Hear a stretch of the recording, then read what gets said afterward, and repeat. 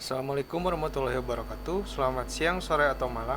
Kembali lagi di channel Missing Link History. Bagi kalian yang belum menonton video sebelumnya, kalian bisa tonton link yang ada di deskripsi atau yang ada di pojok kanan atas. Daripada berlama-lama, mari kita mulai saja ke videonya. Perkembangan Islam di Pulau Jawa sangat pesat dan cukup masif dilakukan oleh para wali. Hal ini disebabkan oleh gencarnya para pendakwah Islam dan para wali menyatukan kebudayaan lokal dengan kebudayaan Islam. Kesultanan di Pulau Jawa cukup banyak, namun untuk pembahasan kali ini saya akan menyampaikan 3 kesultanan saja, yaitu Kesultanan Cirebon, Demak, dan Mataram Islam. Kenapa tidak membahas Kesultanan Yogyakarta yang lebih populer? Ini akan terjawab di video ini, jadi simak saja sampai selesai. Kesultanan Demak 1475 sampai 1568 Masehi. Kesultanan Demak adalah kerajaan Islam pertama dan terbesar di pantai utara Jawa.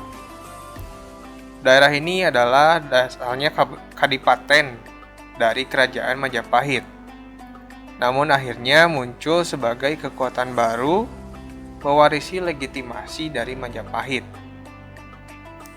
Berdasarkan Babad Tanah Jawi, pendiri kerajaan Demak adalah Raden Fatah, yang merupakan putra Majapahit terakhir. Masa keemasannya terjadi pada masa Pati Unus dan Trenggana. Pada masa Pati Unus, dia mempunyai visi menjadikan Demak sebagai kerajaan maritim yang besar. Wilayahnya merasa terancam oleh kehadiran Portugis di Selat Malaka. Akhirnya dia beberapa kali mencoba mengirimkan armada lautnya menyerang Portugis di Malaka. Sedangkan pada masa Trenggana, Demak mulai menguasai daerah Jawa lainnya, seperti merebut Sunda Kelapa dari Pajajaran guna menghalau Portugis yang akan mendarat di sana.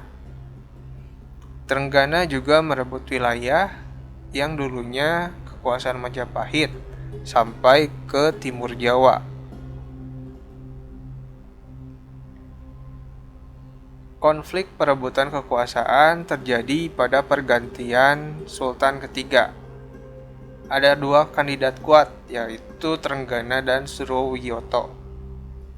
Sunan Prawoto, anak Trenggana, membunuh Surowiyoto, yaitu rival dari Trenggana, sehingga Trenggana adalah satu-satunya pewaris tahta Kesultanan Demak.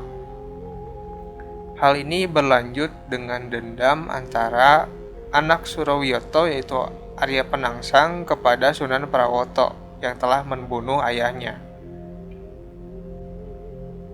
Kemundurannya bermula pada saat Trenggana wafat. Dia digantikan oleh Sunan Prawoto, anak Trenggana. Tahun 1547 dia dibunuh oleh Arya Penangsang sebagai bentuk balas dendamnya karena telah membunuh ayahnya, yaitu Surowiyoto. Kekejamannya tidak sampai di situ. Arya Penangsang juga membunuh Pangeran Hadiri, yaitu penguasa Jepara. Peristiwa tersebut membuat adipati-adipati di bawah Demak memusuhi Arya Penangsang, termasuk menantunya Sultan Trenggono, yaitu Jaka Tingkir atau Sultan Hadiwijaya. Arya Penangsang dibunuh oleh Sutawijaya, yaitu anak angkat Jaka Tingkir. Dengan terbunuhnya Arya Penangsang, maka berakhirlah era Kesultanan Demak. Jaka Tingkir atau Sultan Hadiwijaya memindahkan pusat pemerintahannya ke Pajang dan mendirikan Kesultanan Pajang.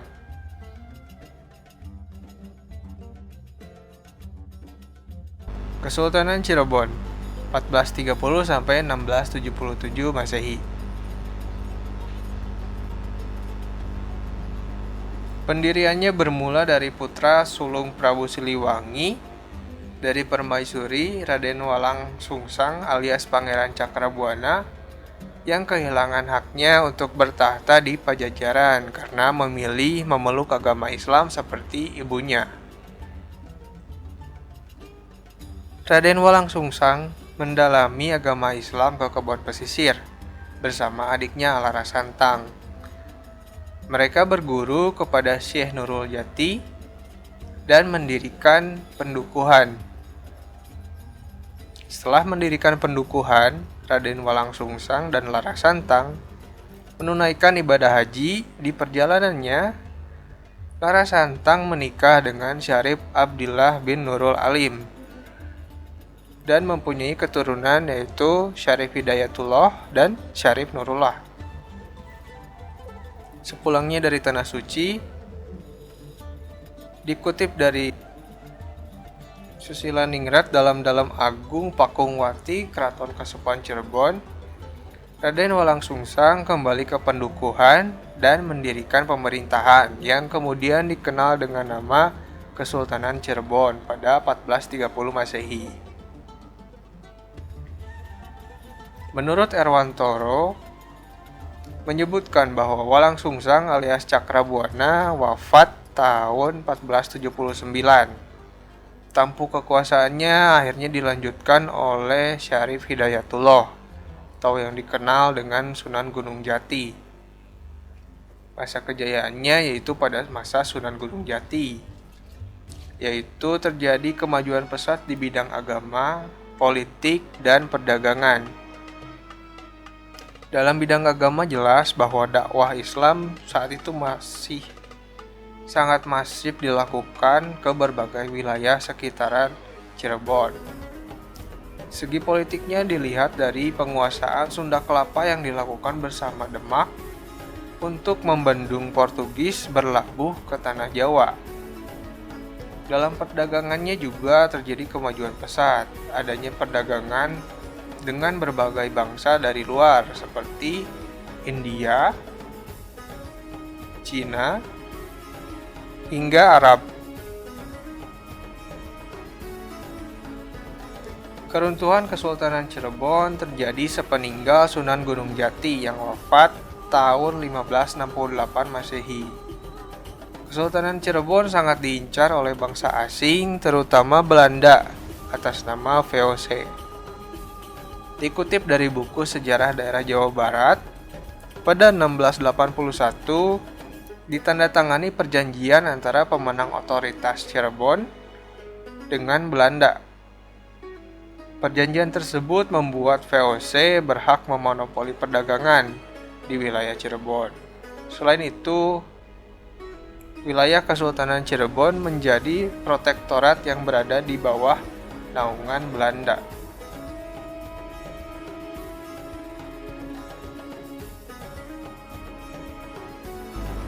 Kesultanan Mataram Islam 1586 sampai 1755 Masehi. Kesultanan Mataram didirikan oleh Panembahan Senopati pada tahun 1586. Pada mulanya, kesultanan ini adalah wilayah teritorial Kerajaan Pajang. Namun, setelah menundukkan dan menyatukan beberapa wilayah kerajaan sekitarnya, selanjutnya, tahun 1586, wilayah Pajang ini sudah menjadi bagian dari kedaulatan Kesultanan Mataram. Diikuti penyerahan tahta Pajang oleh Pangeran Benawa kepada Panembahan Senopati.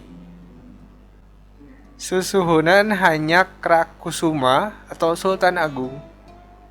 Menurut Sukmono tahun 2003, kemajuannya terjadi pada sektor administrasi dan kebudayaan. Dalam sektor administrasi, Sultan Agung membuat tatanan kota yang baik dengan mengelompokkan sesuai wilayah pemerintahannya.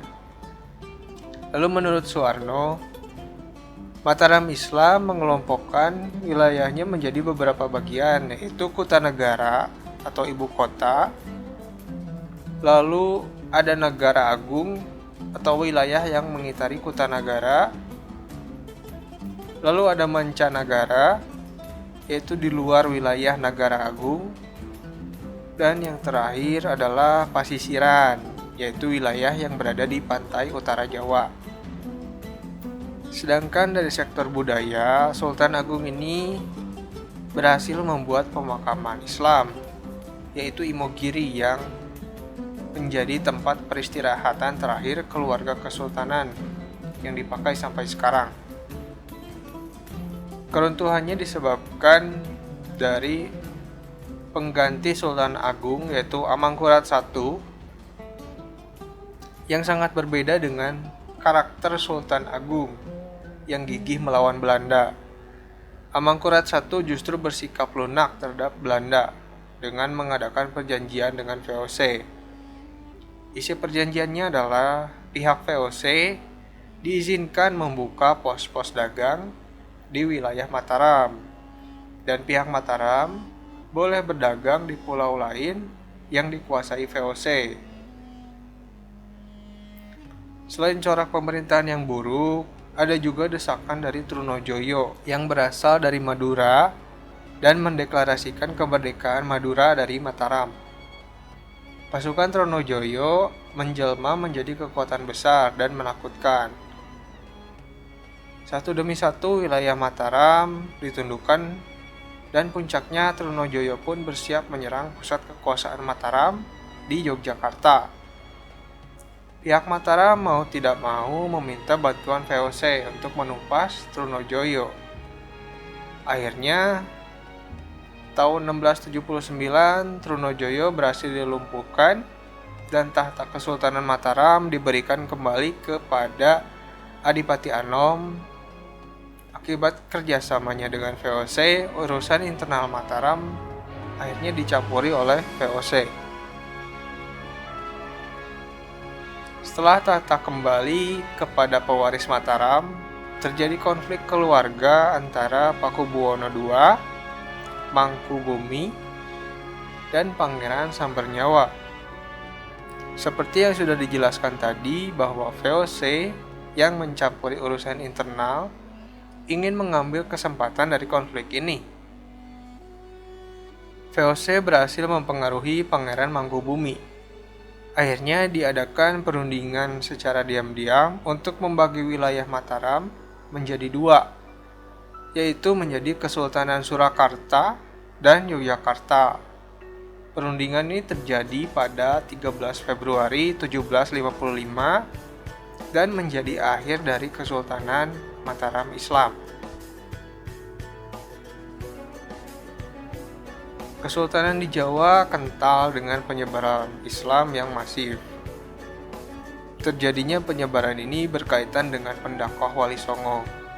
Pusat keberadaannya mayoritas berpusat di Kesultanan Demak. Tentang Wali Songo ini akan dibahas secara detail di video lain, jadi tunggu saja videonya.